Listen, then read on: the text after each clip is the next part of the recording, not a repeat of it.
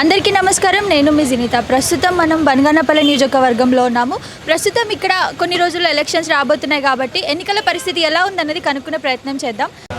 మీ దృష్టిలో ఎవరి పాలన బాగుంది మీ ఏరియాలో? మా ఏరియాలో చంద్రబాబు నాయుడు పాలనే బాగుంది మేడం. ఎందుకు కారణం? పోలవరం 75% పూర్తి చేసినాడు మేడం. ఇప్పుడు ఇంకా నీకు అంతరిని నీళ్ళు కూడా ఇచ్చాడు.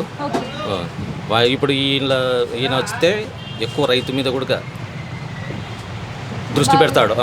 ఎందుకంటే ఒక సబ్సిడీ లేదు రైతుకు, అన్నీ తీసేసినాడు ఆయన. ఓకే 6,500 ఈయన ఇస్తున్నాడంటే ఏమవుతుంది? అది ఏం కాదు.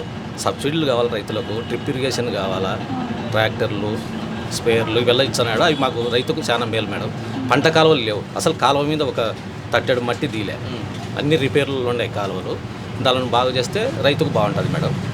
సరే ఉచిత పథకాలంటే ఈయన కూడా ఇస్తానంటున్నాడు, ఇచ్చేస్తాడు. ఇప్పుడు 200 నుంచి పింఛన్ 2,000 చేసినాడు ఆయన. ఈయన 3,000 అని చెప్పి 5 సంవత్సరాలు పొడిగించుకుంటూ వచ్చినాడు.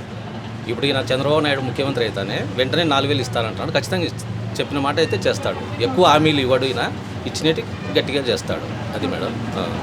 ఇప్పుడు జగన్ గారి పాలనలో యూత్ చాలా ఇబ్బంది పడుతుంది, జాబులు లేక అని కూడా ఒక అంటున్నారు. తప్పకుండా 100% మేడం. ఇవాళనే మాకు టీ బంక్లో ఒకటి ఇన్సిడెంట్ జరిగింది.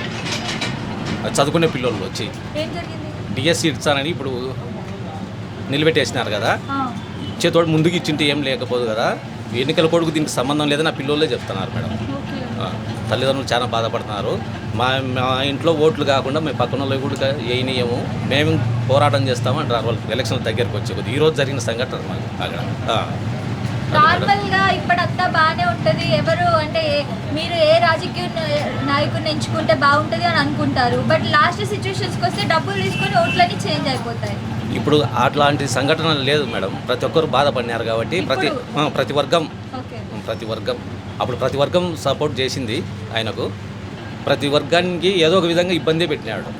అది 2019 తర్వాత ఇప్పటివరకు గెలవలేదు కదా టీడీపీ. మరి ఇప్పుడు గెలుస్తుందన్న నమ్మకం ఉందా? తప్పకుండా మేడం. ప్రజల్లోనే మార్పు వస్తుంది. ఇప్పుడు మేము వెళ్తున్నాం కదా మీటింగ్లు కానీ ఏదన్నా కానీ. ఇప్పుడు మా ఊర్లోనే మీటింగ్ ఊకే మేము 100 మంది 150 మంది మేము తీసుకుపోవాలంటే వాళ్ళు 250 300 స్వచ్ఛందంగా కూడా కొంతమంది వచ్చినారు. మాతో ఖర్చు పెట్టనీయకుండా కూడా వాళ్ళు వచ్చినారు. మేము ఏదో టిఫిన్ పెడితే టిఫిన్ కూడా తినకుండా వచ్చిన వాళ్ళు కూడా కన్నారు. అది నిన్న జరిగింది మేడం.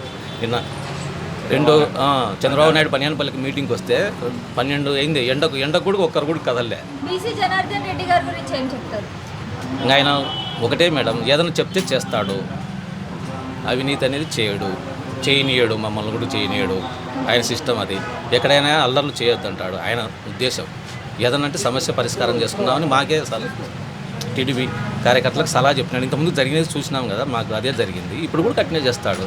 కాకపోతే కొంచెం పరిపాలన లో బడ్జెట్లో ఏమన్నా కొంచెం ఇబ్బంది ఉన్నా ఈయన సొంతం ఖర్చులు పెట్టి అని చేస్తాడు. ఆ ధైర్యం ఉంది మాకు, మేము చెప్పుకోవడానికి కూడా జనాలకు. అతను ఇవ్వకుండా గవర్నమెంట్ నుంచి కొన్ని రాలేకపోయినా ఆయన సొంతంగా ఇచ్చే శక్తి అయితే ఉంది ఈయన దగ్గర. చేస్తాడు, చెప్పేదే చేస్తాడు. టీడీపీకి ఎప్పటికీ తప్పకుండా గెలిపించుకుంటాం.